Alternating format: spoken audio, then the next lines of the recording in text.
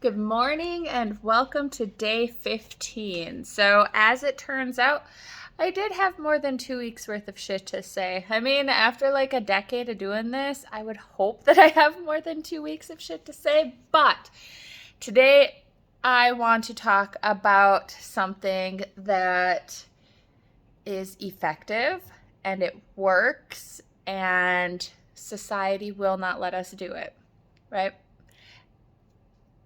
When I say society, I mean some of you guys too. Like, don't get me wrong, I love everybody. I love humans. They're my passion, right? It's what I live for, but I find it hard sometimes when we appoint like this whole company like NIDA, National Institute of Drug Abuse, to like, okay, figure out substance use. This is a problem. We have people with addiction. They're struggling. Let's help the humans. And so they do these tests and they find something that works. They're like, hey, you know what? We found this thing and it works.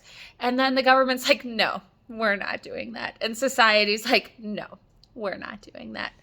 Like, what the fuck are you even doing then? Like, why have experts and ask the experts to find a fucking solution if you're going to be like, nah, I don't like that solution. It doesn't fit in with my ideals, so we're not going to do that.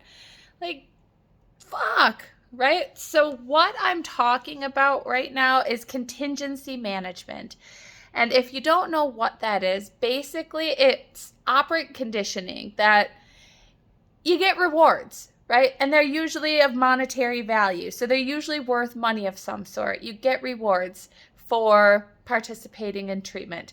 The reason that society has an issue with it and the government is because if you're paid by like a government agency or an insurance company, they're considering it like a kickback.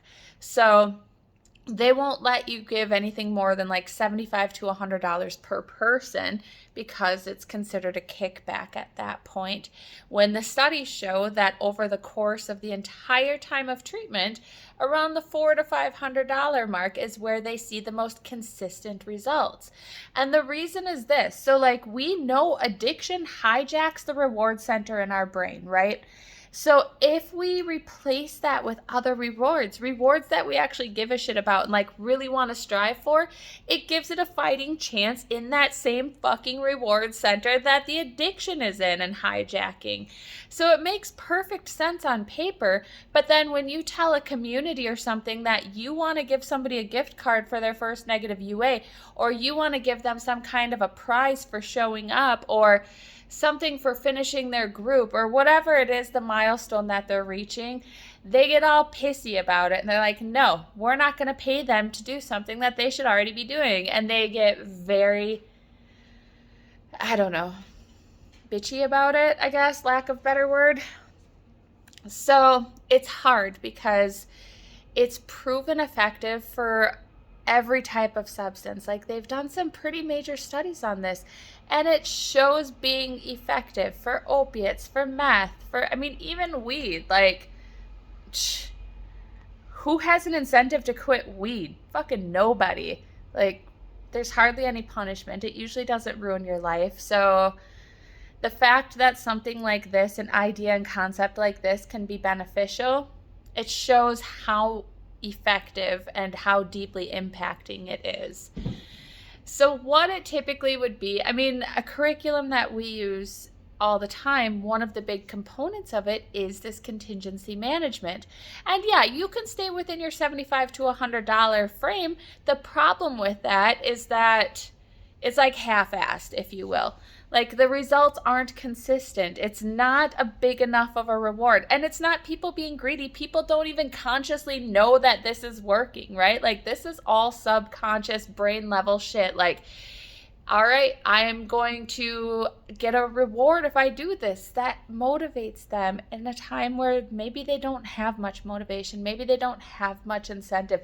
Their brain is not functioning like ours, like mine, like any other person who's not in addiction, right? Because their brains have learned a different way. They're doing something different. So if we find something that works and that helps, we're silly not to do it, right?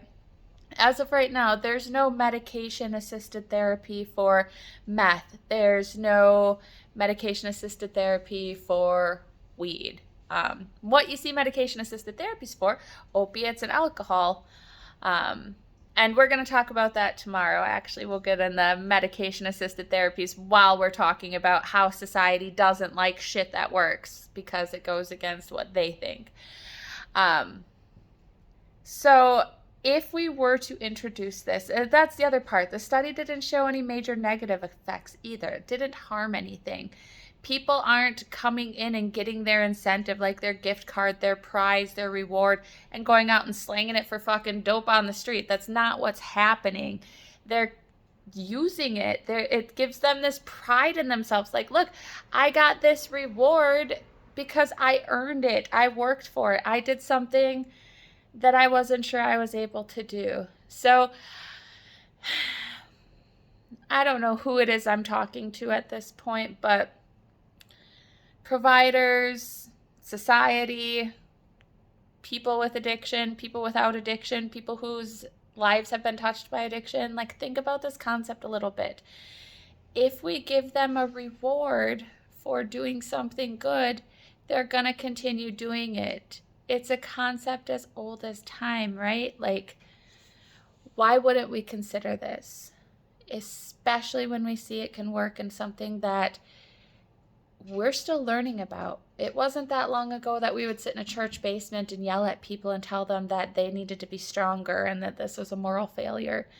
We are still discovering what works, what doesn't work. And if we find something that helps, we're crazy not to do it, right? Then the problem is kind of on us at that point. If we find something that works and we're not doing it, then we're part of the problem instead of the solution, right? So, in conclusion, contingency management works throughout the course of treatment, getting rewards. You know what? You had your first negative test. Great job. Pick from the prize wall. Here's a raffle ticket. Having the raffle tickets, having like small, medium, large, like carnival prizes, right? And like large prizes, TVs, bicycles, things like that. They have that hope. It goes to the reward center in our brain. It causes this much excitement and this much rewards. And it's helping an area of your brain that was previously hijacked by addiction. Think about something other than addiction. And that's all worth it, right? So consider it. Don't. It's just my thought of the day, but this time my thought is backed by evidence and studies. And I mean, not that the rest of them aren't, but this one specifically. So that's all I have for today. Have a fantastic day.